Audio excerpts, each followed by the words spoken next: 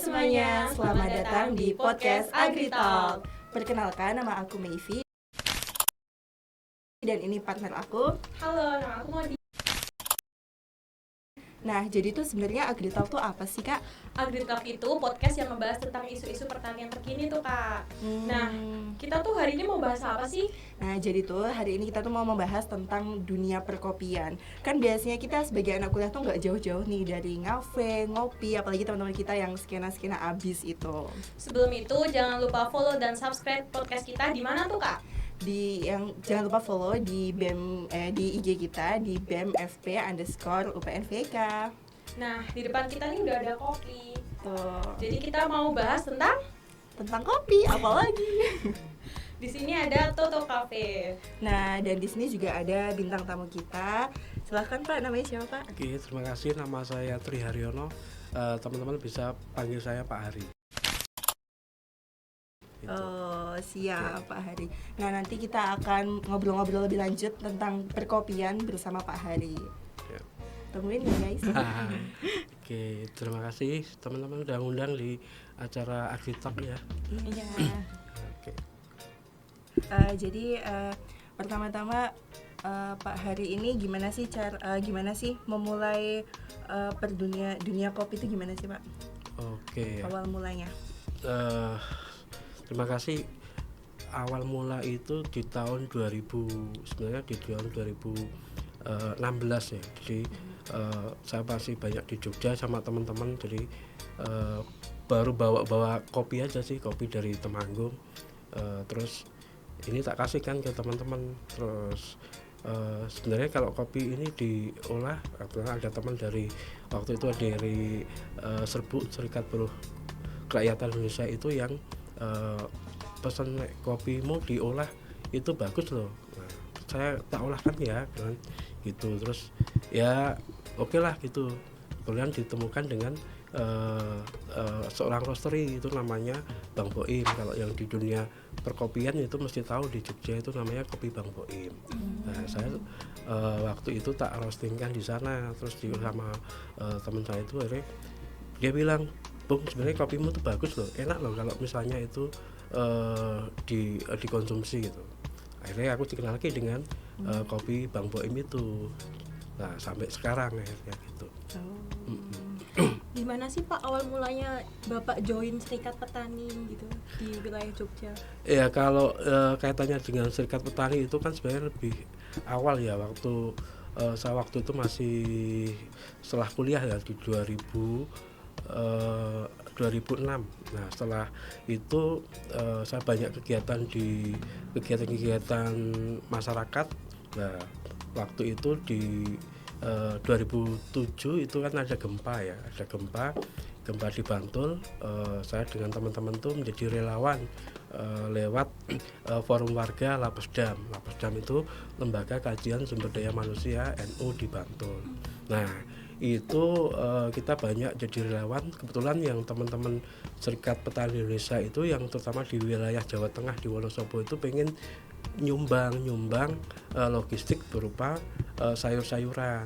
Waktu itu 2 truk itu didatangkan dari Wonosobo. Terus kontak dengan kita, dengan forum warga. Kebetulan saya yang jadi korlapnya di sana. Dan setelah itu malah pengen kalau misalnya SPI Jogja atau SPI ini dikembangkan di Jogja bagaimana. Akhirnya kita kumpulkan teman-teman semuanya aktivis yang ada di Jogja untuk kegiatan ini, baik di 4 wilayah, di Kulon Progo, di Bantul, di Sleman, dan di Gunung Kidul.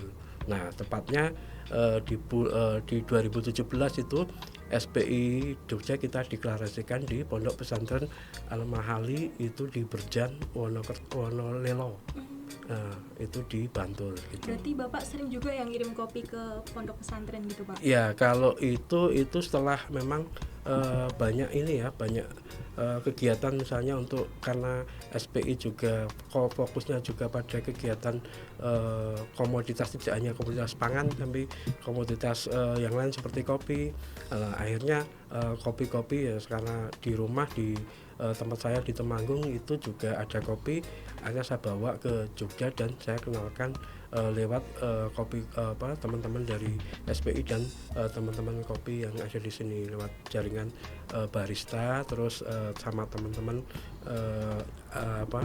yang lain, teman-teman yang biasa sering ngopi itu. Gitu ceritanya. Terus kalau produksi kopinya tuh di mana sih, Pak? Kalau kaitannya dengan produksi kopi itu sebenarnya waktu itu kan banyak yang konvensional ya Mbak ya. Jadi biasanya ya waktu itu hanya kita panen sebenarnya kayak sekarang itu di bulan Juli kan sudah panen terus diproses pecah giling itu, setelah itu diproses lagi menjadi kopi beras, mereka jual. Nah, itu pun prosesnya hanya sekitar butuh waktu 10 hari udah selesai dan itu bisa dijual. Cuma kalau kita kalau hanya itu paling 3 bulan panen kita sudah habis dan tidak punya produksi lagi kalau itu dijual. Nah, makanya saya sendiri dengan keluarga itu pengennya bisa nggak kita kelola dengan baik ya, misalnya kopi itu misalnya kita bisa sampai 1 tahun panen lagi itu bisa kita kelola dan kita pasarkan lewat lewat ke jaringan-jaringan kafe, lewat teman-teman, tidak hanya dipasarkan secara konvensional begitu selesai bersuku panen selesai langsung dijual gitu, enggak gitu ceritanya gitu. Terus jenis-jenis kopi yang ditanam itu apa aja sih? Ya kalau yang di Temanggung itu ada kopi, terutama di daerah saya di Kecamatan Jumo itu ada kopi Robusta. Jenisnya banyak kan Robusta karena di sana itu 550 mdpl. Karena kalau yang Arabica itu kebanyakan bisa ditanam dan itu baik itu di atas 1200 mdpl untuk ketinggiannya. Oh, berarti termasuk daerah dataran tinggi ya Pak? Kayak gitu, dataran tinggi kalau yang Arabicanya. Kayak ini gitu. Ya Pak ya, ada kalau yang ini Toto Kopi itu kan di 550 mdpl. Gitu. Lebih rendah daripada komunitas Arabica. Gitu. Jadi itu emang khusus gitu ya Pak ya? Ya khusus gitu. Itu apakah mempengaruhi kualitasnya gitu Pak? Iya, ke kualitas rasa terutama yang kopi Arabica ya. Jadi kalau yang kopi Arabica misalnya tidak memenuhi syarat ketinggian, misalnya di bawah 1000 itu rasa asamnya itu tidak terlalu kencang. Gitu. Jadi yang dicari rasa asamnya. Iya, rasa asamnya kalau orang Arabica ya, semakin asam biasanya di atas 1200-an mdpl untuk kopi Arabicanya gitu. Nah guys, jadi tuh ketinggian dari lahan kopi sendiri tuh juga berpengaruh ke rasa gitu loh. Betul gitu. Terus selama jadi pembisnis kopi nih Pak, apa aja sih tantangan yang Bapak hadapi? Oke, kalau kaitannya dengan bisnis usaha kopi itu sebenarnya konsistensinya kita. Nah, satu konsistensi kita menghadirkan produk kita itu apakah bisa konsisten, berarti misalnya proses pengolahannya juga, karena kadang-kadang tantangan yang dari kita itu misalnya ada pesanan banyak nih, dengan misalnya ada dari salah satu coffee shop meminta kita untuk bikin proses wine. Nah, proses wine itu kan butuh waktu paling tidak minim kalau dari kita standarnya 21 hari.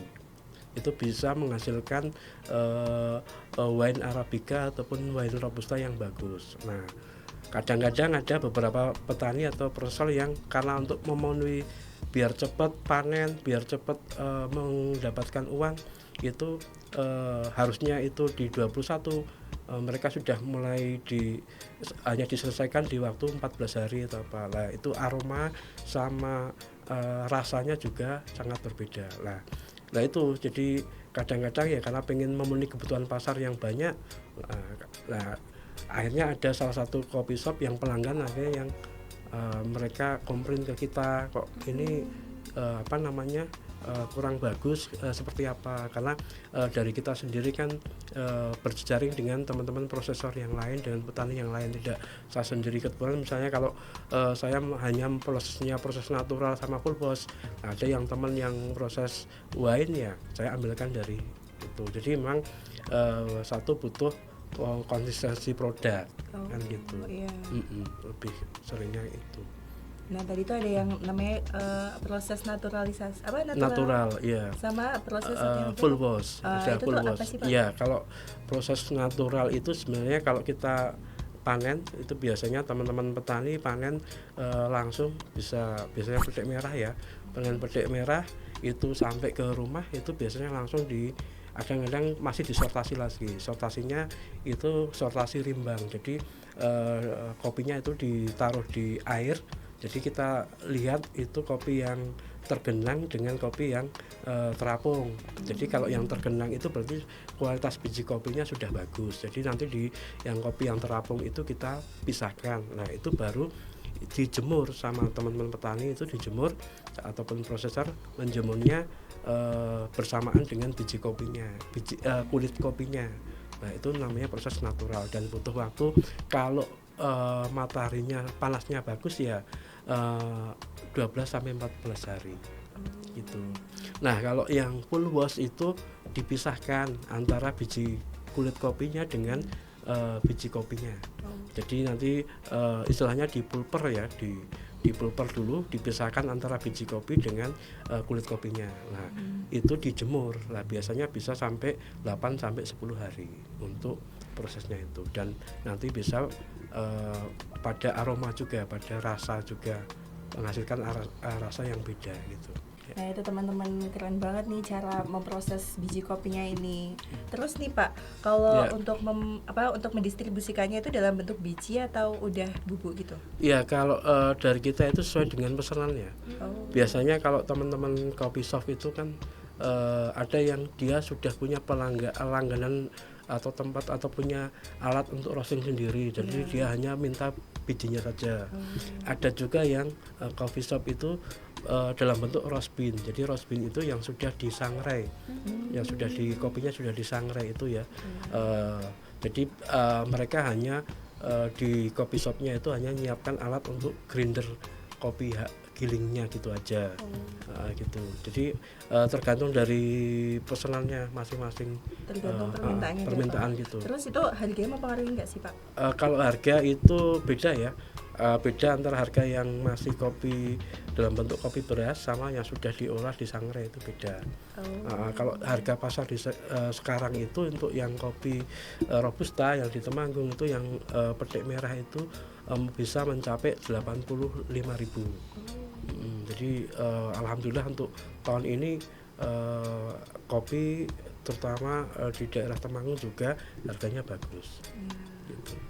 Oh iya Kak Mayvi, tahu nggak sih hari ini juga punya sekolah kopi tahu? Oh iya. Di Temanggung. Sekolah kopi itu gimana sih Pak sistemnya? Itu sekolah kopi itu namanya Sekolah Kopi Gemawang.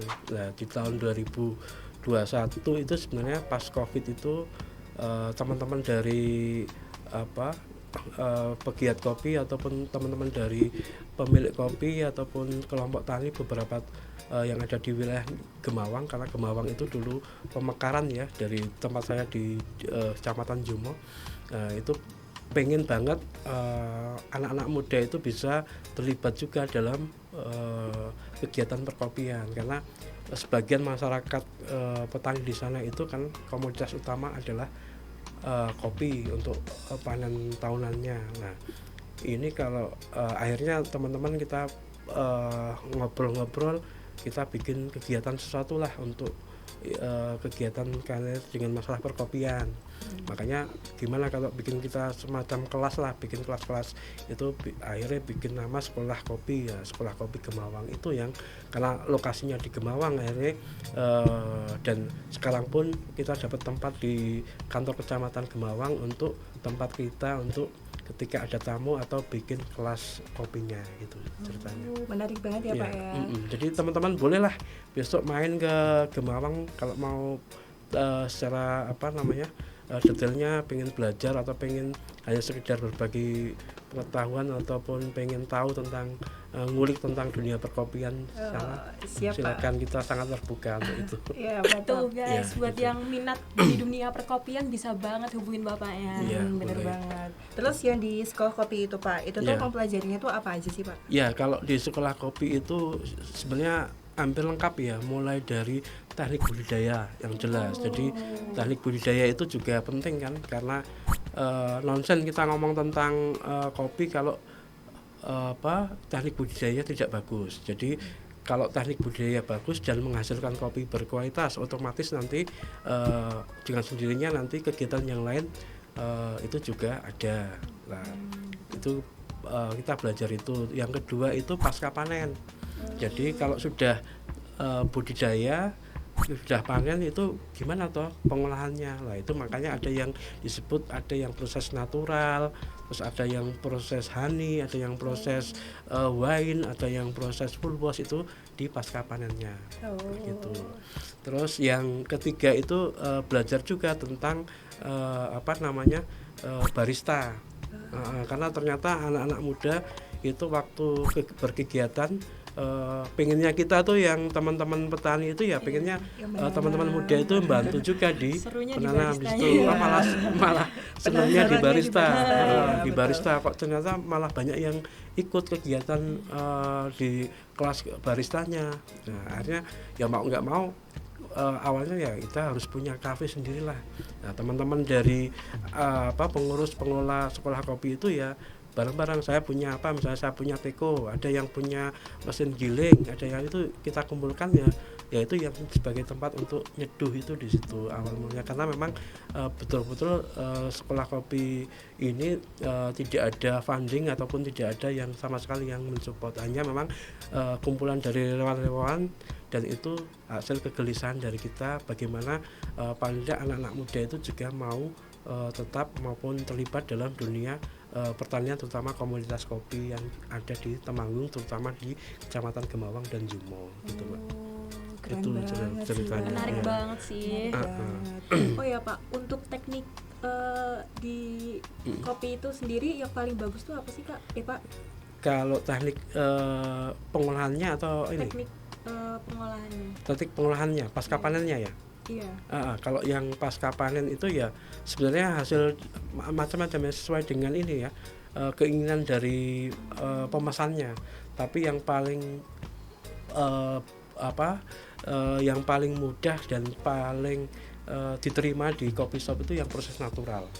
Ya, natural. Soalnya kita kan kadang kalau ngopi di coffee shop kan beda-beda tuh Kak rasanya. Iya, kadang tuh ada yang enak banget, ada yang biasa aja gitu. ada yang malah zonk. Ya betul. Ya sebenarnya kopi enak itu ada di 60%-nya itu di teknik budidaya. Jadi kalau kita teknik budidayanya bagus, panennya bagus, itu 60% itu sudah bagus. Diapain saja itu sudah enak. Nah, yang 40% itu ada dibagi lagi, yang 20% itu di pasca panen. Jadi 20% itu mempengaruhi juga rasa. Jadi mau bagus atau tidak, atau di pasca panennya. Kalau setelah itu di proses roastingannya. Nah, roastingan itu semakin atau bagus atau tidaknya itu juga berpengaruh. Nah, kalau yang nyeduh itu yang seperti di kafe-kafe shop itu hanya 10% saja. Artinya kalau teknik budidayanya bagus, petik merah, terus tahap pasca panennya juga baik, dan proses roastingnya baik, siapapun yang nyeduh, yang tidak tahu cara nyeduhnya tetap enak. Tetap enak. Jadi gitu. semua bergantung ke budidayanya. Iya, Pak. teknik ke budidayanya gitu. Pak, kembali lagi ke sekolah kopi tadi, Pak. Nah, sekolah kopi itu karena kegelisahan masyarakat sekitar situ ya, Pak. Berarti pekerjanya itu dari warga sekitar. Iya, untuk pegiatnya itu dari gabungan dari teman-teman kelompok tani. Di situ kan ada ya biasanya itu ya aktivis petani yang ada di lokal di sana. Kebetulan di Gemawang juga waktu itu ya salah satu yang pengelolanya itu ada Pak Lurahnya juga. Pak Lurah Gemawang itu juga pegiat sekolah kopi, maka dia yang salah satu inisiatornya dari sekolah kopi Gemawang itu. Jadi keikutsertaan warga sekitar tuh bisa bikin berhasil sekolah kopi ini ya, Pak. Betul di Keren situ. banget sih. Jadi Pak Hari tuh nggak cuma mikirin profit, tapi dia juga mikirin kesejahteraan masyarakatnya juga, guys. Iya, karena konsen saya dan teman-teman itu di social entrepreneur ya. Ya, bagaimana bisnis cuma juga harus menghasilkan imbas ke kesejahteraan masyarakat, tidak hanya untuk kita keluarga tapi masyarakat luas juga harus punya impact-nya gitu. Keren banget sih guys, luar biasa. Gitu ya. Terus nih Pak, tadi itu Iya. yang proses natural nih Pak. Kan itu ada proses perendaman.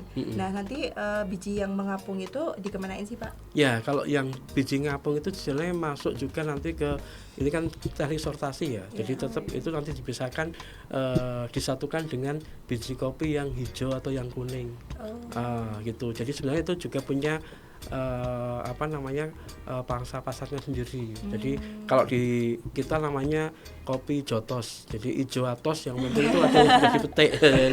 Jadi kopi jotos itu ya istilahnya petik jotos wae, jotosan. Jadi hijau atos yang penting sudah padat dan itu dipetik. Nah, itu masuk ke grade kopi asalan. Jadi hasil yang yang terapung itu nanti masuk ke asalan. Gitu. Itu nanti juga dijual Pak? Dijual. Nah, kopi asalan itu sekarang juga mahal ya. Mahal. Jadi harganya per kilonya itu di tingkat petani sudah 75.000. Wow, 75.000 Pak? 75.000. Padahal tadi Mahal yang juga itu ya, 85 ya Pak? Iya, 85 untuk yang petik Mahal merah. banget. Oh, ajarnya cuma 10.000 doang? Iya gitu. Nah, cuma kalau kaitannya dengan rasa tetap kopi yang petik merah itu akan lebih enak dibandingkan kopi yang hijau atos yang belum belum masak terlalu ya, karena itu kan masih muda ya gitu. Terus Gitu, nih Pak, ya. sebagai petani kopi yang distributor kopi kemana-mana nih Pak, itu tuh apakah ada kompetitornya gitu kah Pak? Iya, jelas kompetitor banyak ya. Cuma kan kalau di kita itu kan juga punya jaringan prosesor ya, sama-sama pengolah hasil kopi ya. Nah, itu kita juga bareng-bareng, jadi menentukan harga pasar sekian itu kan tetap kita tidak jauh dari situ.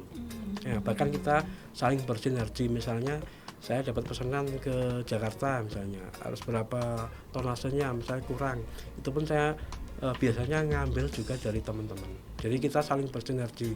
Siapapun yang dapat dapat pesanan, nah kalau misalnya itu kurang, itu bisa diambilkan dari teman-teman. Jadi ya itu yang yang bikin kompetitor itu tidak ya. Jadi kita tetap saling bersinergi gitu. Saling mensupport gitu Ya, Pak, kalau yang komputer secara ini yang karena kita kan modalnya ya terkenal dengan modal yang sangat terbatas ya, teman-teman yang punya modal banyak itu yang kadang-kadang mereka mainnya sistem tebas, itu yang kita bikin. Jadi satu hamparan misalnya 1 hektar itu misalnya, ataupun per 1000 meter ditebas berapa juta itu, dan itu langsung ada juga yang mereka metik sama tenaganya, sudah ada punya tenaga sendiri untuk metiknya itu. Nah, itu kalau sebenarnya kita hindari ya Kak. Kita kan tidak diperbolehkan juga kalau di dalam ajaran agama Islam kita dengan sistem ijon itu kan itu tidak diperbolehkan. Nah, makanya kan sangat tidak menguntungkan ke petaninya gitu. Setelah dengar cerita Bapak tuh, relasi Bapak banyak banget Pak. Promosinya dari mana aja itu Pak? Iya, kalau kita tuh sebenarnya jaring yang paling murah meriah tuh dari mulut ke mulut MLM ya. Anak tongkrongan banget nih bapaknya nih. Jadinya ya. Dan banyak. waktu itu ya betulan karena memang ada banyak teman-teman, saya juga kerja di banyak instansi, baik itu instansi pemerintah maupun swasta maupun jaringan dari LSM itu ya, teman-teman yang pecinta kopi itu. Dan sampai sekarang saya kemanapun saya bayar produk, termasuk saya kesini juga saya banyak bawa produk itu. Produknya Itu untuk mengenalkan jujur aku penasaran kopi. banget loh ini. Iya, Penasaran nanti banget. bisa dicoba tuh. Itu.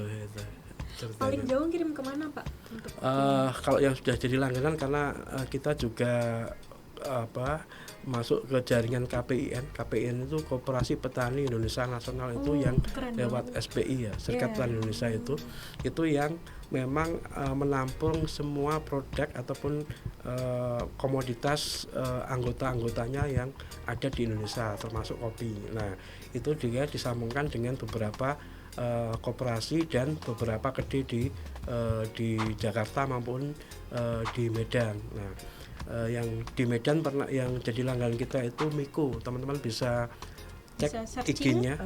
Itu Itu coffee shop, Pak? ya coffee shop Miko. Miko itu minum kopi sebenarnya. Oh, lucu ya. Namanya Ada Miko singkatan. Medan, minum kopi Medan itu sebenarnya koperasi yang punya, koperasi SPI, Serikat Petani Indonesia wilayah Sumatera. Nah itu yang yang dikembangkan di situ lah. Miko itu sering banget itu ngambil kita terutama untuk arabikanya, Arabica Sindoro, dan beberapa robustanya itu ya robusta yang honey. Nah kalau untuk di Jogja sendiri Pak? Di Jogja itu paling banyak ya robustanya yang natural, yang begitu petik langsung dijemur itu. Gitu. Nah guys, penting banget nih kita mumpung masih muda ya Kak Mevi, Betul. harus nyari relasi yang Kita harus banyak explore untuk bisa juga pas kita punya bisnis kan profit ya Kak. benar. Betul. Nah ini kan kebun kopinya kan ada di Temanggung kan Pak. Nah kalau kita kan dari Jogja ke Temanggung kan cukup jauh nih Pak. Iya. Kalau di Jogja sendiri ada nggak sih Pak? Ada, jadi sebenarnya saya juga itu kepikiran kalau tidak hanya di Temanggung, tapi karena saya juga banyak aktivitas di Jogja, terutama di Sleman bagian utara lah. Kalau teman-teman nanti bisa ke daerah lereng Merapi itu, di situ ada namanya dusun Tunggularum. Tunggularum itu masuk di Kelurahan Wonokerto, Kecamatan Turi. Nah, oke. Jadi di sana itu sekitar lahannya ada 5 hektar yang dikembangkan sama teman-teman petani di sana. Anggotanya ada 38 anggota, namanya kelompok kopi lestari. Nah gitu ya, itu yang memang kita kembangkan dan diminta sama kelurahan. Kebetulan dari Pak Lurah sendiri saya kenal baik ya, dekat, minta tolong untuk didampingi termasuk untuk teknik budidaya sampai ke jaringan pasar. Gitu. Itu Jadi, warlock Pak? Warlock? Ya gitu. Jadi nanti teman-teman kalau tidak ke Temanggung cukup ke Wonokerto aja juga bisa, karena di sana teman-teman dari Sekolah Kopi Gemawang juga mendampinginya. Nah terus di sana mereka juga sudah dibanding ke Temanggung, terus teman-teman dari Sekolah Kopi Gemawang juga sudah ke Wonokerto memberikan pembelajaran terkait dengan teknik budidayanya, sampai ke lapangannya ngecek ke lahan-lahan mereka, ke lahan-lahan petani yang ada di Tunggularum itu. Nah dan sekarang lagi mulai petik merah, sudah mulai petik. Kita rencana itu pengen bikin festival petik merah sebenarnya. Seru Seru banget ya. itu. Iya itu. Kita mau ikut Pak. Jadi festival petik merah itu kita juga ngadopsi di Gemawang ya. Jadi pas biasanya ketika panen raya itu di bulan awal Agustus. Jadi awal Agustus itu biasanya sudah kopi sudah merah semua itu ya. Itu Jadi panennya berapa bulan sekali sih Kak? kalau panen itu karena setahun hanya sekali ya. Jadi di bulan Juni sampai September itu sudah kadang-kadang kopi sudah habis. Jadi komoditas kopi robusta itu panennya hanya sekali gitu. Jadi biasanya untuk panen awal di bulan Juni itu sudah mulai. Terus ini di bulan Juli ini mereka sudah banyak yang merah. Kalau yang mereka panen jotosan itu sudah mereka petik semua. Nah, kalau kita biasanya di panen rayanya itu yang semuanya sudah 80% merah itu di bulan Agustus gitu. Terus Pak tadi yang perkara festival itu, nah itu tuh sistemnya gimana sih Pak? Ya sebenarnya festival kopi itu, terutama festival petik merah itu ajang kita pengen merekatkannya sama teman-teman pegiat kopi yang di sektor hilirnya, misalnya teman-teman dari roastery, teman-teman dari coffee shop itu kan pengen kita ajak ke atas, jadi bareng-bareng menikmati bareng-bareng kita panen petik merah itu. Nah ya kan panitia di situ kan jadi ajang kita untuk berjejaring ya. Jadi biasanya kalau yang pengalaman kita yang di Gemawang itu ya baik dari pemerintahan juga, bahkan sampai ke bupati kita datangkan, kita bareng-bareng ya. Jadi ada sistem, kalau di Jawa itu kan ada upacara wiwit. Nah, wiwit itu ya sebelum panen itu kita ada sedikit makanan rezeki gitu, bareng-bareng makan ya kayak gitu, syukuran kayak gitu. Nah, baru kita dimulailah kita untuk petek merahnya gitu. Itu dibuka untuk umum, Pak? Ya, jadi rencana memang ada beberapa teman jaringan itu yang jaringan-jaringan kita yang nanti kita undang, termasuk beberapa coffee shop di Jogja. Tapi ini baru kita rembukan dari ini ya, dari pegiat ataupun dari anggota sama ketua kelompok taninya yang di Tunggularum itu gimana, termasuk dengan teman-teman muda. Karena bagaimanapun ya teman-teman muda juga nanti akan jadi sektor utama yang akan menggerakkan kegiatan ini gitu, Mbak. Betul banget sih, Pak. Itu. Wah, Kak Mevi dari tadi kita serius banget nih. Kita Iya. sambil Iya, makan bener. yuk. Oh iya, siap Sambil minum ya. silakan, Oke, Pak. oke, siap. Terima kasih. Asik banget ini ngobrol tentang kopi-kopian nih. Oh iya Pak, selain kopi nih, ada nggak sih Pak inovasi dari kopi sendiri? Ya, kalau inovasi dari kopi itu sebenarnya ada beberapa teman yang sudah ini ya, sudah dikembangkan. Ya, kalau tidak hanya biji kopinya, itu sebenarnya kulit kopi juga bisa dikelola. Kalau kita nyebutnya namanya kaskara. Kaskara. Iya, kaskara. Ya, kaskara itu ya kulit kopi hasil dari fermentasi proses honey, itu dijemur kering. Nah, itu nanti diseduh kayak model kita nyeduh teh itu. Dan sebenarnya ini jadi apa namanya, menu unggulan waktu kita ngembangkan buka kedai di warung kopi Omah Desa. Kita kan dulu punya kedai di Sentolo, itu juga yang paling senang itu varian non kopinya itu adalah teh kaskara, minuman. Jadi seduh teh kayak model kita nyeduh teh biasa itu, terus dikasih es, itu lebih enak banget. Itu namanya kaskara. Teh gitu, Pak? Iya, itu namanya kaskara. Dan itu juga harganya untuk per kilonya kaskara itu bisa sampai 80.000. Mahal banget. Mahal banget, Iya. padahal kulit ya, Pak? Ya, kulit kopinya. Terus biasanya teman-teman dari petani itu kalau dia apa namanya istilahnya untuk dari biji kopi terus dia jemur, itu giling jadi bijinya itu kan ada apa namanya sisa-sisanya. Nah, itu juga bisa dijual. Jadi istilahnya rembut atau apa ya kalau di sini ya. Jadi itu bisa dipakai untuk pakan sapi. Gitu. Jadi apa namanya kulit kopi itu yang tipis-tipis, yang kecil-kecil itu nanti hasil dari biasanya di slab kayak di ini setelah digiling itu nanti dikumpulkan, itu sudah ada harganya. Itu iya, itu untuk makanan campuran makanan ternak itu per kilonya bisa 2.000 gitu. Nah itu guys, jadi tuh semua bagian kopi ternyata bisa Jadi jadi manfaatkan nilai ya, ekonomi ya dimakan buat habis, masyarakat. semua bisa dijual, keren ya, banget. ada juga teman yang dulu dari alumni sekolah kopi itu namanya Mas Pringgo, itu ngembangkan stick kopi. Stick kopi. Ya, jadi itu pakai daun kopi yang muda. Oh, pakai daunnya, Iya, Pak? pakai daunnya. Keren banget. bukan, Inovasinya bukan. ya, Iya. Kak Vivi, kita baru Betul. tahu. Itu ada, bisa juga namanya Mr. Kopi itu. Itu nanti dicek juga namanya Mas Pringgo, itu dia mengembangkan stick kopi itu. Jadi apa namanya daun yang mudanya itu di blender, diolah jadi stick gitu. Keren banget, sampai ke daun-daunnya Iya, sampai ke segala, situ. guys.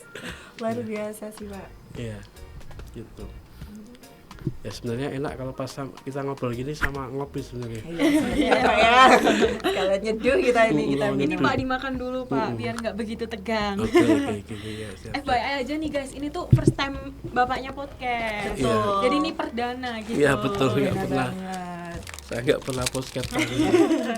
Bapaknya sangat inspiratif ya. Inspiratif banget nih, Mot. Nah, terus nih Pak, ini di bungkusnya ada tulisan Toto Coffee. Iya. Nah, ini tuh tempatnya di mana sih, Pak? Kalau Toto Kopi itu sekarang di rumah saya sendiri. Jadi ada lokasi ya. Saya sebagian di situ kan juga untuk ini ya, ada kita satu ruangan kita pakai untuk ngolah, terutama untuk roasting. Ya, jadi biasanya saya bawa kopi yang dalam bentuk bijian, terus saya olah sendiri dan saya kemasi di situ. Ya, gitu. Tapi itu untuk konsumsi pribadi atau tidak dijual juga? Oh, dijual juga. Toto Coffee itu dapat dari mana sih Pak inspirasinya? Ya, kalau Toto Kopi itu sebenarnya itu nama dari Toto itu nama dari simbah saya. Namanya Sartoto. Namanya namanya Pak Sartoto karena simbah saya Mbah Toto itu kan dulu seringnya ngopi ya.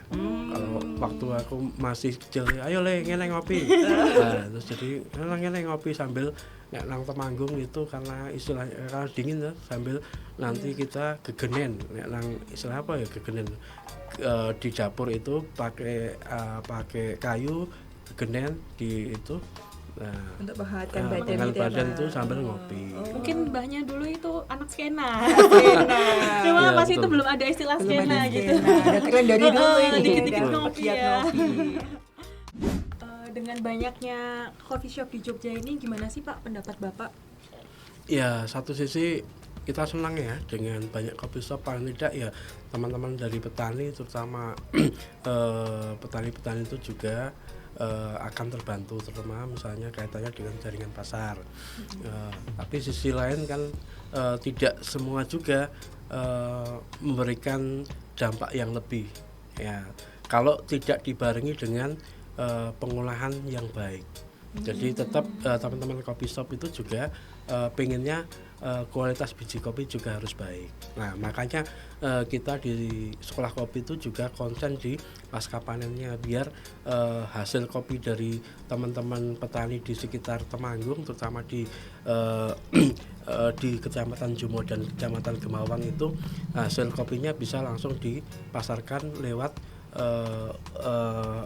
kelompok itu lewat sekolah kopi ke beberapa kopi shop, terutama di Jogja gitu. Kalau kaitannya dengan pasar ya sebenarnya banyak yang teman-teman kopi shop di Bandung, di Jakarta itu juga sering ngambil dari tempat kita. Gitu. Keren banget sih Pak, luar biasa. Kan Bapak ini bisnisnya di dunia pertanian ya Pak. Dunia pertanian tuh nggak jauh-jauh dari kekurangannya tuh berkelahi sama musim nih Kak. Pasti kan nanti gagal panen. Itu gimana sih Pak cara mengantisipasinya kalau misalnya ada? Ya kalau di kopi itu sebenarnya kalau gagal panennya itu di cuaca. Apakah sangat menentukan itu di musim-musimnya hujan. Misalnya musim kemaraunya terlalu lama itu juga akan berpengaruh. Jadi kita akan lihat kalau misalnya ini musim yang bagus ya untuk tahun ini. Jadi panasnya dapat, cuma di akhir ini juga masih ada hujan. Jadi biasanya ketika setelah selesai panen di bulan September itu tidak ada di pertengahan Agustus sudah mulai hujan. Nah itu kan pertanyaan bahwa kalau misalnya itu hujan paling tidak setelah panen itu nanti akan tumbuh kembang berbunga gitu. Jadi walaupun September itu sudah mulai berbunga, baru nanti di bulan Juni itu baru panen. Jadi modelnya kalau kopi itu berbunganya dulu, panennya nanti masih lama gitu. Nah kalau itu di bulan September itu belum masih misalnya kemaraunya terlalu lama, ya tidak hujannya berpengaruh. Misalnya sudah tumbuh bunga, kena panas, akhirnya banyak yang rontok mati, itu juga berpengaruh nanti ke tahun depannya apakah panen tahun depan bisa bagus atau tidak, itu bisa dilihat di situ. Gitu. Terus kalau misalnya nih Pak, di September itu kan udah kelihatan Pak. Kalau misalnya itu hasilnya itu kurang bagus untuk tahun depannya tuh gimana Pak? Ya satu dilihat dari bunganya akan banyak atau tidak. Kalau bunganya itu banyak, otomatis panenannya besok biji kopinya juga akan banyak. Nah ini juga pengaruh juga ke teknik budidaya ya. Bagaimana setelah panen itu harus rempel. Jadi kan setelah panen itu merempel itu motong daun satang atau yang hanya 1 atau 2 itu batang-batangnya dipotong-potong itu gitu. Itu gunanya buat apa sih, Pak? Jadi paling tidak biar nutrisi yang ada itu juga terfokus di situ di daun yang banyak daunnya, bukan. Jadi itu proses perampelan juga sangat berpengaruh di situ. Oh, ternyata hal sedetail itu aja berpengaruh, Iya, guys. berpengaruh Harus dipikirin gitu. banget ya. Iya. Jadi tuh kalau kopi tuh berarti diuntunginya tuh di musim penghujan ya, Pak ya? Ya di penghujan terus juga berpengaruh, maksudnya kan itu juga ya pas karena kita itu 2 musim ya, jadi memang tidak terlalu banyak hujan. Misalnya biasanya kan di September, November, Desember ya, Januari sudah mulai panas lagi, kayak seperti itu. Untuk kopi sendiri punya pupuk khusus gitu nggak, Pak? Iya, kalau pupuk itu sebenarnya kalau kita itu sebenarnya pupuk itu secara natural ya. Tapi kalau untuk ini tetap pakai Ponska itu masih kita yang pupuk kimia kita masih pakai ya. Tapi sebenarnya kita bikin misalnya di sela-sela pohon itu kita bikin lubangan. Nah, lubang yang sekitar 40 sampai 50 cm itu nanti dahan-dahan itu nanti atau rumput-rumput sekitar pohon itu kita masukkan di situ. Itu sudah jadi pupuk. Oh, bisa gitu, Bisa, Pak. Keren banget. gitu. Dan hasil sisa-sisa misalnya di tempat penggilingan kopi itu kan itu juga rembutnya itu dipakai juga untuk dibuang ditaruh di pohon itu jadi untuk kompos juga, kayak gitu. Keren banget ya, Pak. Jadi dimanfaatkan semuanya. Manfaatkan semua gitu. Kita berasa ikut sekolah pertanian. Pertanian setelah kopi ya, jadi kita langsung ke Temanggung. Boleh. Sangat terbuka buat teman-teman kita bisa sharing. Nah, di guys, sana. kalau kalian ikut sekolah kopi nanti bakal dijelasin secara detail sama bapaknya. Lebih detail guys. Betul. Oh ya, Pak, untuk sekolah kopi sendiri tuh benefitnya apa sih, Pak? Ya kalau benefit Selain dapat ilmu, apakah iya. dapat sertifikat? Iya, kalau misalnya nanti menginginkan sertifikat nanti kita ada lah untuk itu ya. Tergantung dari teman-teman ya. Ya sekarang malah ini banyak instansi dinas yang studi banding ke kita. Misalnya dari dinas pertanian kabupaten mana gitu belajar gitu ya.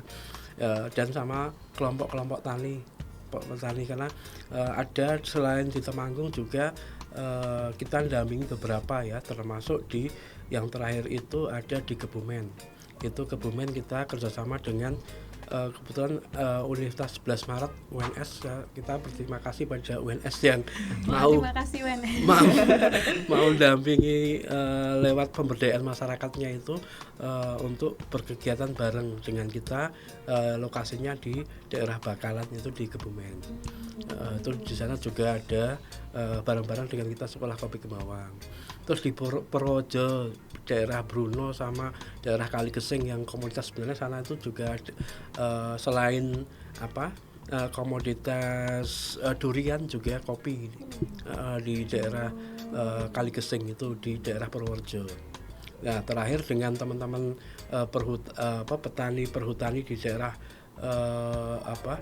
Wonogiri juga ikut bareng studi banding kita di sekolah kopi Gemawang. Jadi Gitu. banyak banget ya, Pak Iya, ya yang studi banding. Buat Ya, kalian sudah. yang minat jadi barista bisa banget nih dapat Iya. sertif loh. Betul, Di betul. sekolah kopi Gemawang Sangat punya terbuka Pak kalau Hari. mau ke sana itu juga nanti misalnya langsung pengen belajar nyeduh, sana juga ada kafenya, walaupun kafe sederhana di kampung itu ada itu untuk belajar untuk teknik seduhnya ada. Jadi udah komplit ya, Pak ya, Ya, dari udah. tanam sampai seduh pun ada di sana ya. Betul gitu. Menarik banget, menurut aku pengen ke sana deh. Boleh. Kita harus agenda Iya. ke sana Harus sih ya, agenda. Bisa guys. cek IG-nya di sekolah kopi Gemawang. Oh, ada, Pak, IG-nya. Ada IG-nya, Ada. guys, nanti di Langsung sini. cek guys. Dicek itu ya. Dari tadi ngobrol tentang kopi terus nih, Kak. Kegiatannya Pak Hari selain Ya, kopi apa, Pak? ya kalau selain bisnis kopi kan saya memang lebih konsen pada kegiatan pemberdayaan masyarakat. Baru ini ada program dari Basnas RI itu kerjasama dengan Pondok Pesantren Bumi Cendekia, itu ada program Lumbung Pangan Sleman.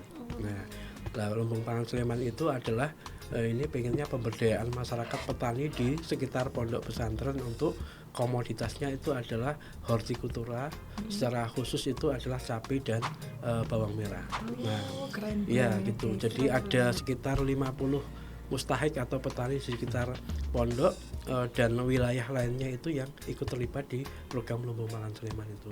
Dan saya jadi diminta sama pondok pesantren sama Basnas menjadi pendamping program tersebut. Gitu. Menarik banget sih. Menarik banget guys. Jadi boleh nanti teman-teman dari pertanian untuk belajar. Kita kalau yang di Turi ya sekaligus kegiatan teknik budidaya kopi di Turi, juga di Wonokerto juga untuk komunitas holdingnya teman-teman petani jelas sekarang lagi nanam cabai dan bikin demplot untuk bawang merahnya. Ya boleh kalau misalnya terlalu jauh di Melati, Minggir, Mayudan, ke Turi saja, dan teman-teman petani sana juga ada yang ikut program kita di Lumbung Pangan Sleman ini. Oke, di sana juga bisa ngopi Pak? Oh boleh, bisa. Jadi setiap pertemuan mesti ngopi itu. Yang punya asam lambung kayaknya Agak meronta-ronta ya. agak meronta-ronta Kak. Asam lambung itu karena teman-teman ngopinya tuh nggak benar. Oh, jadi ada caranya juga Pak. Biasanya pakai gula itu, bikin ngopinya nggak baik, nggak sehat. Cuma kalau ngopinya benar, tidak pakai gula, sebenarnya saya juga asam lambung, tapi kalau ngopi juga pagi, siang, sore ngopi udah biasa, asalkan tidak pakai gula itu. Ya lama awal-awal ngopi kok sepo enak pahit, tapi kan tergantung dari teknik kita menyeduh kan gitu. Jadi teknik kita nyeduh tuh ada 3. Jadi kualitas kopi yang bagus, seduhan yang bagus itu tergantung dari 3 hal. Yang satu itu adalah proses roasting kopi. Roasting kopi, nyangrai kopi ya. Semakin itu kopi disangrai semakin gelap, misalnya dark, kan ada medium to dark sama dark.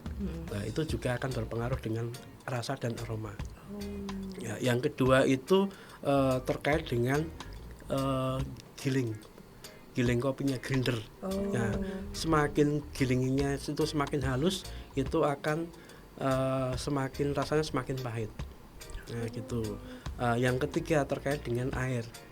Ya, semakin panas 100 derajat itu juga akan semakin pahit. Kalau kita siang-siang pengen yang pahit, yang ya kita pakainya yang kopi yang dark, yang roastingannya gelap, terus kita giling secara halus dan pakai air panasnya 100 derajat. Wah, itu luar biasa. Tapi kalau pengen kopi yang teman-teman di sini kan nggak begitu seneng yang pahit ya. Kopi susu sih, Ya, itu yang roastingannya itu medium, terus gilingannya agak kasar, sama suhu airnya paling 90 derajat itu. Nah, Bahkan itu. sampai suhu air pun Ya, berpengaruh ya kalau Pak, teman-teman sama rasa. belajar tentang teknik seduh nanti akan akan dipelajari itu. Nih guys, Seberapa dengerin pengaruh cara itu. menyeduh kopi yang benar. Benar. Oke Pak, jadi kayak gini sih pembahasan kita tentang sekolah kopi dan juga perkopian bersama Pak Heri. Jadi banyak banget ya ilmunya ya Mot ya yang bisa kita ambil ini. Nah, gimana sih Pak strategi Bapak dalam survive di dunia perkopian ini? Ya kalau ini termasuk ini ya banyak memperbanyak jaringan saja. Satu, apapun yang kita lakukan, kalau kita tidak ada jaringan, misalnya kita punya produk, tidak ada yang mau memasarkan, tidak ada teman, koneksi, ya tidak akan berkembang. Nah, di mana pun sampai hari ini pun saya juga masih tetap membangun jaringan. Jadi membangun jaringan itu sangat penting, terutama bagi teman-teman yang mau bergelut di dalam dunia perkopian. Ya, dan mau belajar, karena saya sering malah ke kedai-kedai itu awalnya sering dicaci maki ya. Jadi saya tetap mesti kalau memperkenalkan produk ya, ini ada produk baru, siap caci makinya. Pokoknya ini kurangnya apa, bagaimana. Karena dari situ kita akan belajar, akan memperbaiki terus. Misalnya teman-teman barista ataupun roastery yang bagus itu ketika yang dia paham tentang kopi akan tahu, ini kopinya tidak petik merah loh. Ini kok masih rasa sepet, berarti ini masih dalam prosesnya ini penjemurannya masih menempel tanah ya. Kayak gitu. Jadi sampai hal-hal gitu. Jadi itu yang jadi koreksi kita, perbaikan kita ketika nanti di proses pasca panennya, kita harus memperbaiki diri seperti apa gitu. Gitu. Dari tadi cerita Pak Hari ini inspiratif banget. Terus Pak Hari juga kayaknya orangnya inovatif ya. Inovatif banget Mot. Ada mau mulai bisnis baru lagi nggak Pak? Ini lagi ditawari juga sama teman-teman ada teman dari Magelang itu, teman main kuliah dulu, sekarang dia jadi pengusaha itu. Lagi di belakang Raminten tuh lagi buka semacam kayak bikin kafe tapi sama kayak model kopi klothok, kopi rolas itu kayak gitu. Jadi makanan Jawa itu terus untuk kopinya saya yang diminta untuk disediakan. Bahkan untuk sebenarnya untuk manajerialnya saya diminta untuk itu, tapi belum saya iakan. Paling tidak ya kopi saja dulu. Namanya gitu. kopi apa Pak tadi? Belum di ini. Belum di launching. Belum di launching. Pokoknya nanti akan dalam waktu dekat gitu ya Pak. Gitu. Kopinya dari Temanggung guys. Tapi yang pasti ini kopinya nggak ecek-ecek guys. Nggak ecek-ecek, nggak kaleng-kaleng ini. Jadi guys, nggak kerasa banget nih kita udah ngobrol banyak sama Pak Heri tentang kopi-kopian ini. Nah sebelum nutup podcast ini nih Pak, boleh Bapak berbagi info tentang kontak person Bapak nih. Barangkali ada yang tertarik mau. Betul, aku juga penasaran kopi. banget nih sama kopinya ini Pak. Ya, nanti kalau mau kontak saya bisa di nomor 0878 299 52600. Oke, itu nomor kontak saya. Insya Allah kalau nanti mau WA ataupun mau telepon langsung monggo. Kita sangat terbuka mau berbagi pengalaman atau teman-teman dari mahasiswa mau belajar ataupun mau biasanya banyak yang tugas akhir mau belajar itu sering banget penting banget itu Mbak. Mau itu kita fasilitasi. Besok itu ada juga salah satu perguruan tinggi teman mahasiswa juga ada yang kontak saya mau riset untuk hasil biji kopi. Kita diminta nyiapkan biji kopi petik merah yang ada di Tunggularum itu mau bikin riset mereka gitu. Jadi terbuka banget untuk umum ya Pak terbuka. ya. Jadi Pak hari ini membuka kesempatan nih buat anak-anak muda yang mau mengeksplor tentang dunia kopi, pertanian. Bagian anak skena itu. Iya silahkan itu. Kita sangat senang malah kalau ada teman-teman kalau bisa berbagi pengetahuan. Karena terus teman-teman dari mahasiswa kan banyak teori-teorinya yang bisa kita reproduksi pengetahuannya di Temanggung ataupun di Tunggularum ataupun di petani-petani yang kita dampingi di sekitar Sleman. Iya betul sekali. Terus kalau buat produknya nih Pak, belinya tuh di mana sih kalau di Jogja? Ya kita belum ada ini ya, bisa langsung kontak saya. Kalau resellernya itu karena dari mulut ke mulut dari teman-teman saja ya, langsung aja bisa. Kalau bisa IG-nya ada di Toto Kopi itu ada. Kita juga ada, bisa DM silahkan itu ada juga. Tuh guys, dicatat di Toto Coffee. Ada nggak sih Pak pesan-kesan buat teman-teman yang masih muda nih pengen memulai bisnis gitu? Iya, kalau kalau memang pengen mau bisnis ya sekecil apapun ataupun apa itu harus kita seriusi, penting. Dan kita harus lihat passionnya gitu. Aku kalau misalnya pengen tidak bisa dipaksakan kalau harus bisnis kopi enggak, tapi saya passionnya lebih ke marketingnya aja sudah, itu belajarnya aja di marketingnya itu. Kalau misalnya saya kok lebih ke misalnya notulensi atau kerja di modal tulis menulis ya sudah di situ aja. Jadi penting kita lihat passionnya. Jadi setelah passion kita tahu lah harus ada effort. Effort kita itu ya bagaimana misalnya harus jadi seorang, kalau memang pengen jadi seorang barista ya saya harus bagaimana, saya harus ketemu dengan teman-teman jaringan barista, saya harus belajar kayak apa, effortnya harus ditambah lebih gitu. Dan yang penting silaturahmi dengan teman-teman. Insya Allah apapun dengan silaturahim itu akan paling tidak satu akan kita banyak kenalan, yang kedua jaringan ekonomi ataupun teman-teman jaringan yang lain masih akan dapat dari situ. Kita. Dan penting innama ma'al usri yusra. Masya Allah. Bahwa sana di dalam kesusahan mesti ada kemudahan. Betul, itu kita pegang terus. Saya megang itu juga. Mesti kesusahan apapun mesti di situ ada celah kemudahan Allah berikan kepada kita. Apalagi anak-anak Gen Z gitu. nih pesimis ya Kak biasanya. Iya, sukanya belum mulai itu udah takut duluan, overthinking kita sukanya. Gitu. Terima kasih Pak Ya, atas sama-sama. Terima kasih banyak juga, Pak. ya. Nah guys, gak terasa nih kita udah di penghujung acara dari podcast ini. Jangan lupa untuk follow dan subscribe kita di mana? Di Instagramnya BEMFP_UPNVK. Supaya biar kalian tuh nggak ketinggalan tentang kita ya. Iya, kita selalu ada guys. Selalu Terima stay kasih tune. telah mendengarkan kita. Iya. Sampai jumpa di episode berikutnya. Dadah. Dadah.